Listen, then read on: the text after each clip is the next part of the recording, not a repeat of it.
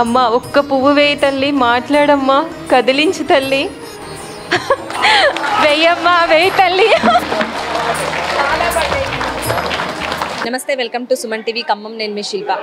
శ్రావణ మాసంలో శ్రావణ శుక్రవారం రోజు మన గాంధీ చౌక్లో ఉన్న వరప్రదాత బాబా మందిర్లో ఈరోజు అంగరంగ వైభవంగా 108 మందితో కుంకుమార్చన కార్యక్రమం జరుగుతూ ఉంది. సో ఆడవారందరూ శ్రావణ మాసంలో ఎంతో ఇష్టంగా అమ్మవారిని కొలుచుకుంటూ ఉంటారు. సో పసుపు కుంకుమలతో ఆరాధిస్తూ ఉంటారు. వాళ్ళ ఐదోతనం చల్లగా ఉండాలని కోరుకుంటూ ఉంటారు. ఆ కార్యక్రమంలో భాగంగా ఈరోజు కూడా గాంధీ చౌక్లో కార్యక్రమం నిర్వహించడం జరిగింది. సో దానికి స్పెషల్ గెస్ట్గా ఏలూరి ప్రశాంతి గారిని ఈ గుడి నిర్వాహకులు ఇన్వైట్ చేయడం జరిగిందనమాట. సో తను రాబోతున్నారు. సో తను అయితే ఈ పూజలో పాల్గొని అమ్మవారి ఆశీస్సులు తను ఎలా అయితే తీసుకుంటారో, సో తన ఆశీస్సులతో పాటు వచ్చిన భక్తులందరికీ కూడా అమ్మవారి ఆశీస్సులు అందించడానికి రాబోతున్నారు. సో మనం కూడా ఇక్కడికి వచ్చేసాం. సో ప్రశాంతి గారితో మాట్లాడదాం, అంతేకాకుండా అమ్మవారి ఆశీస్సులు తీసుకుందాం. అందరికీ సుమన్ టీవీ ప్రేక్షకులందరికీ శ్రావణ శుక్రవార శుభాకాంక్షలు.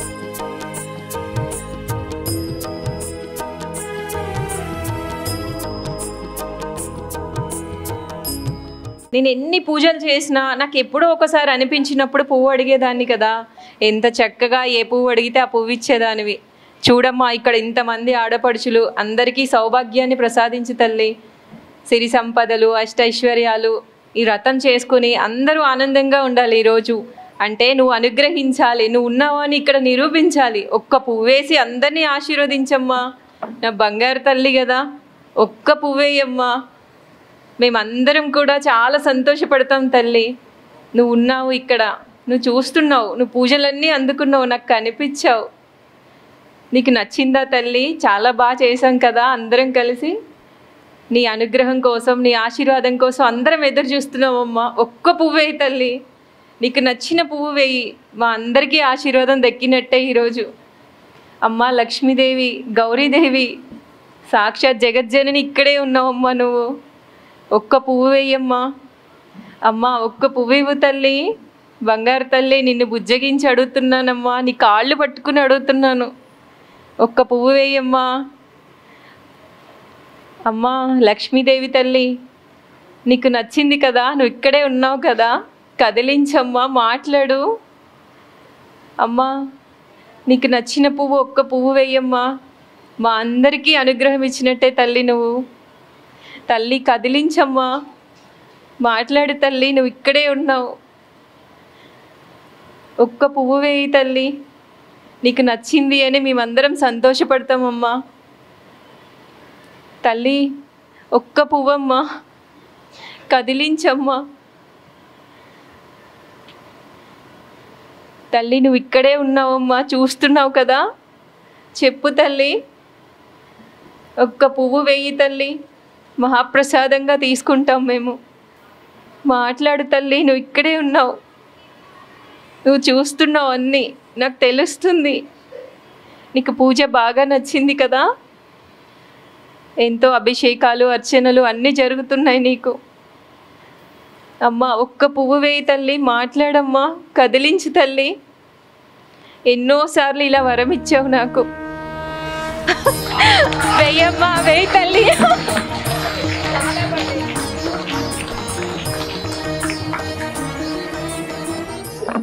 నిజంగా అమ్మవారు ఉంది కదా, చూశారు కదా ఇప్పుడు అమ్మ ఎలా మాట్లాడుతుందో. చాలా కృతజ్ఞతలు తల్లి, నువ్వు ఉన్నావని మళ్ళీ నిరూపించుకున్నావు. నా నమ్మకాన్ని నిలబెట్టావమ్మా, నిన్ను నువ్వు నిరూపించుకుంటున్నావు, ఉన్నావని చూపిస్తున్నావు. చూపించాలి తల్లి. ఏ స్వార్థం లేకుండా చేసే నా ప్రతి పూజ నీకు పాదాల దగ్గర పెడతానమ్మా. చాలా కృతజ్ఞతలు. అందరూ చెప్పండి అమ్మవారికి చాలా కృతజ్ఞతలమ్మా. అందరి తరపున నువ్వు ఉన్నావని నిరూపించుకున్నావు తల్లి.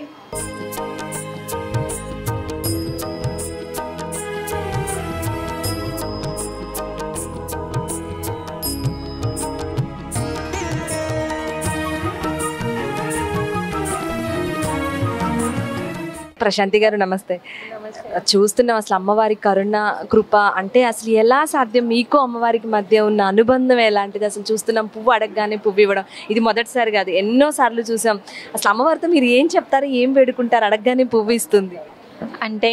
నాకు భక్తితో అండి ఏదైనా అంటే నిస్వార్థంగా ఏదైనా కోరిక ఉంటే ఆ కోరిక మేరకు చేస్తూ ఉంటారు కదా. అలా కాకుండా నేను ఏకంగా అమ్మతో లీనమైపోతాను. ఇక్కడ తను ఉంది, ఇంకా మా అమ్మ ఎలా ఉందో అమ్మ అక్కడ ఉంది అంతే. అదొక్కటే ఫీల్ అవుతాను అనమాట. నాకు అదొక్కటే తెలుసు. అంటే మనసుని మల్లె పువ్వులాగా ఆమె పాదాల దగ్గర పెట్టేసి, అమ్మ నువ్వు ఉన్నావు కదా, నాకు ఒక్క పువ్వు ఇవ్వు నేను పెట్టుకుంటాను, లేదా కొంచెం కుంకుమ ఇవ్వు, లేదా అక్షింతలు ఇవ్వు అంటే ఆయా సందర్భాలు ఆ పూజల్ని బట్టి రెగ్యులర్గా కాదండి, నాకు అనిపిస్తుంది. నేను అనిపించినప్పుడు అడుగుతాను అనమాట. చాలా పూజలు చేశాను.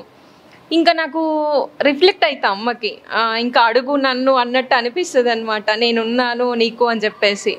ఇప్పుడు మీరు నన్ను చూస్తున్నారండి, మామూలుగా ఒక ప్రశాంతి అనగా తెలుసు. నా ఇన్నర్ ఫీలింగ్ ఏంటి, నా లోపల నా మనస్తత్వం ఏంటి, నేను ఎలా ఉంటాననేది అమ్మకే కదా తెలుస్తుంది. తను ఎలా ఎంత భక్తితో చేస్తుంది అని చెప్పేసి. నాకు అమ్మ ఉంది అంతే. నేను బలంగా నమ్ముతాను, కష్టమైన సుఖమైన సంతోషమైన ఏదైనా ఆమెకి అర్పితం. నువ్వు ఉన్నావు అంతే, నువ్వు చూసుకుంటావు, అదొక్కటే నాకు తెలుసు. మంచి భక్తితో చేయడం తెలుసు, అందుకే అమ్మని చేరుకోగలిగాను. ఈరోజు నేను అన్ఎక్స్పెక్టెడ్గా పువ్వు అడుగుదాము అని అంటే చూడండి, నేను అడుగుతున్నాను, నువ్వు ఉన్నావు ఇక్కడ. ఇది అంటే ధర్మమైన కోరిక. అందరినీ ఆశీర్వదించు, నువ్వు ఉన్నావని నిరూపించు, నాకు అదొక్కటి చాలు. అందరినీ ఆశీర్వదించినట్టే అని చెప్పి ఇప్పుడు అడిగాను, మీరే లైవ్లో చూశారు. ఒక్క పువ్వు కూడా కదలదు ఎప్పుడు, అడిగేంత వరకు కూడా. ఇంట్లో కూడా అండి పూజలు చేసినప్పుడు నువ్వు మాట్లాడు అంటే కొంచెం కొంచెం కదిలిస్తుంది. ఒక్కోసారి అమ్మకి నాకు మధ్య కొన్ని చిన్న చిన్న ఆటలు కూడా ఉంటాయి, తర్వాత ఇస్తుంది అనమాట. కానీ అమ్మవారు అంటే నాకు పిచ్చి. ఇంకా అంటే ఏదైనా తను ఉంది అని చెప్పేసి నేను ముందడిగేస్తాను. ఈరోజు ఇక్కడ వరకు రాగలిగాను అమ్మవారితో. సో అంతేకాకుండా ఈరోజు పూజ విశేషాలు అంటే ఈరోజు ఇంత ఘనంగా ఇక్కడ బాబా మందిరంలో అమ్మవారి పూజ శ్రావణ మాసంలో జరగడం, అసలు ఇలాంటి పూజలు ఇలా జరుపుకోవడం వల్ల మనకు కలిగే సౌభాగ్యాలు ఏంటి అంటారు? వాటి గురించి ఒక 2 మాటలు. అంటే వరలక్ష్మి వ్రతం అనగానే ధనం అని అంటారు కదా, చాలా వరకు ధనం వస్తుంది అని చెప్పి. ధనం ఒక్కటే కాదండి, ప్రతి స్త్రీకి అంటే ఆడవాళ్ళకి గౌరీదేవి చాలా ముఖ్యమైనది. అంటే మాంగళ్య బలం. ప్రతి ఆడపడుచు కూడా ఫస్ట్ రావాల్సింది అక్కడి నుంచే, మాంగళ్య బలం. తను ఏ స్త్రీ అయితే తను గౌరీదేవిగా తనను అనుకోగలగదో ఆ రోజు అమ్మకి దగ్గరైనట్టే అండి. అంటే మనకి ఇంట్లో అందరికీ ప్రాబ్లమ్స్ ఉంటాయి. ప్రతి ఆడపడుచుకి నేను చెప్పేది ఏంటి అంటే, మీ మనసుని మీ పనులల్లోనే అమ్మవారిని మీరు ఊహించుకుంటూ, అంటే అమ్మవారితో ఉన్నాను కాస్త టైం అమ్మకి ఇచ్చి, మీకు ఎన్నున్నా మీ మనసులో మిమ్మల్ని మీరుగానే అమ్మవారిగానే భావించి చేసుకోండి అని చెప్తాను. ఈ వరలక్ష్మి వ్రతం విశిష్టత అంటే నేను పురాణాలాగా చెప్పలేకపోవచ్చు, కానీ అండి ఈ వ్రతం పుట్టింది మాత్రం ఒక ఆవిడ కళలోకి వచ్చి, ఆ కళ ద్వారానే ఒక చారుమతి అనే ఆవిడ ద్వారా ఈ కళ ద్వారా ఈ వ్రతం వచ్చింది అని పురాణాలు చెప్తున్నాయి. అంటే అమ్మవారు ఉంది అని చెప్పేసి కళలో వచ్చిన అమ్మవారే ఒక చారుమతి అనే ఆవిడతో ఇంతమందికి చేయించినప్పుడు, అంటే కళలోనే ఉన్నమ్మ మనలోనే ఉంది అనేది నేను నమ్ముతాను. అదే నేను అందరికీ చెప్తాను. ఇలాంటి వరలక్ష్మి వ్రతాలు ఎన్నో జరుపుకోవాలండి. ఇంకా అంటే ముందు వచ్చే జనరేషన్లో ఇలాంటి పూజలు ఉంటాయో లేవో, అంటే ఇప్పటికే కాలం మారింది అని చెప్తారు. నా వైపు నుంచి అయితే ఈ భక్తి భావంతో నేను అనుకోకుండా ఈ భక్తి భావంలోకి వచ్చాను.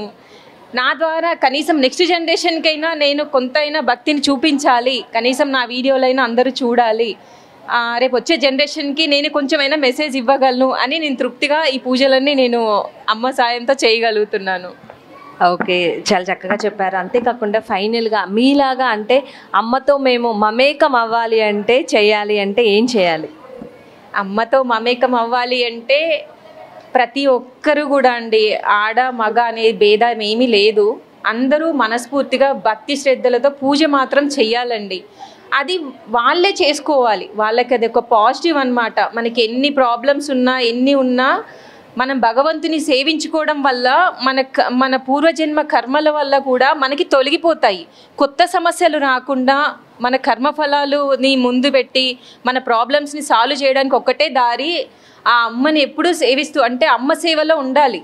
మీకున్న టైంలోనే కాస్త టైం అమ్మవారికి ఇచ్చి భక్తి శ్రద్ధలతో ఓం శ్రీమాత్రే నమః కనీసం అదైనా మంత్రజపం చేసుకోగలిగితే మనసులో ప్రతి ఒక్కరి కష్టాలు అమ్మవారు తీరుస్తుందండి. అదైతే నేను బలంగా చెప్తాను. నా మాట మీద నమ్మకం ఉన్న అందరూ కూడా అమ్మవారికి మీకున్న టైంలో సేవ చెయ్యండి, నిజంగా చాలా మార్పులు చూస్తారు మీరు. నేను అదేదైతే చెప్పగలనండి. Yes, thank you so much madam. అంటే అమ్మ ప్రేమ ఎంత గొప్పదో మనందరికీ తెలిసిందే. మనం అమ్మని ఎంత ప్రేమిస్తే అమ్మ మనని తిరిగి అంత ప్రేమిస్తుంది, అంత దీవెనలు అందిస్తుంది అంటున్నారు. Thank you so much ma'am.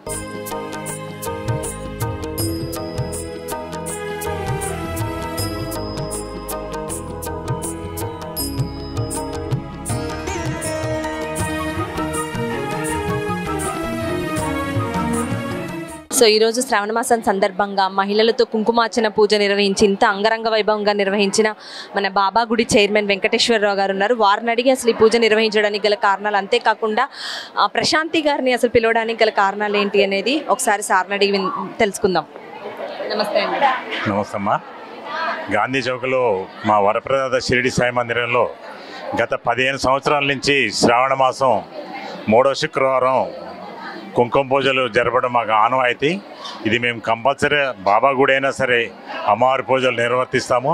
ప్రతి సంవత్సరం 200 పైనే వచ్చి స్త్రీలు కుంకుమ పూజ చేసుకుని వెళ్తారు.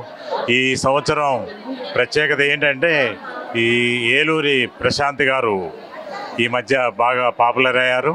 వారు అమ్మవారి భక్తులు. వారిని అడగడం, మనం ఈ కుంకుమ పూజకి అతిథిగా రమ్మని అడగడం, వారం రోజుల కింద అమ్మాయి కుదరదని చెప్పడం, తర్వాత ఆ అమ్మాయి 3 రోజుల కింద స్వయంగా ఫోన్ చేసి ఎందుకో రావాలనిపిస్తుంది అంకుల్, నేను కంపల్సరీ వస్తాను అంటే మళ్ళీ మా గ్రూపులలో అందరికీ తెలియపరిచి ఈరోజు చాలా దిగ్విజయంగా ఈ కార్యక్రమాన్ని నిర్వర్తించడం జరిగింది. ఈ కార్యక్రమం చాలా చాలా బాగా జరిగింది. అమ్మవారు ఆశీర్వాదాలు కూడా ఇచ్చారు. అందరు చూశారు. అందరు భక్తులు కూడా ఆనందంతో ప్రసాదాలు తీసుకొని వెళ్ళగలుగుతారు. థ్యాంక్ యూ సో మచ్ అండి. మీ పేరండి? నా పేరు గన్నవరపు నాగేశ్వరరావు, సాయి భజన మండలి.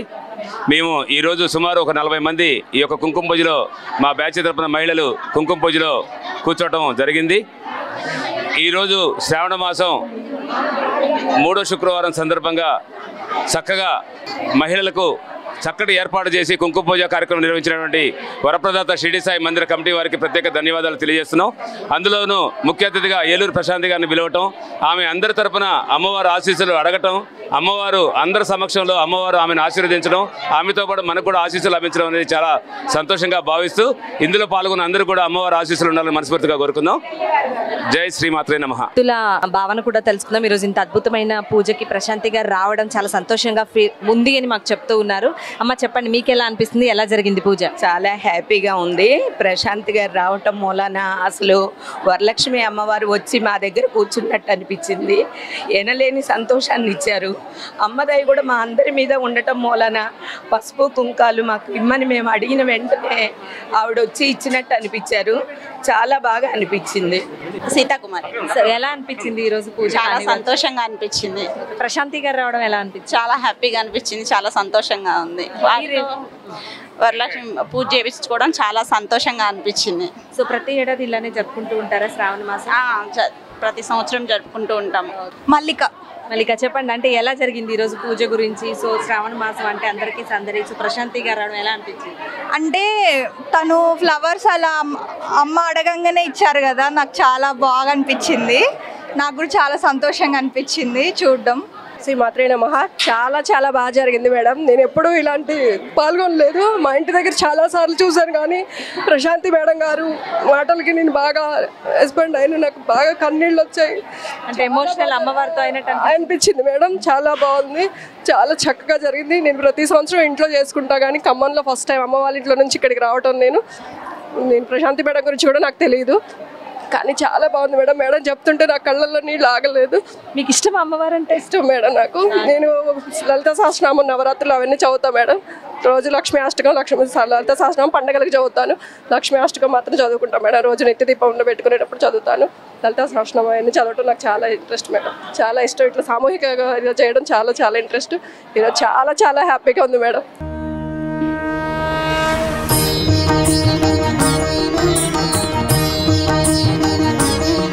అమ్మ ఒక్క పువ్వు వేయి తల్లి, మాట్లాడమ్మా, కదిలించు తల్లి,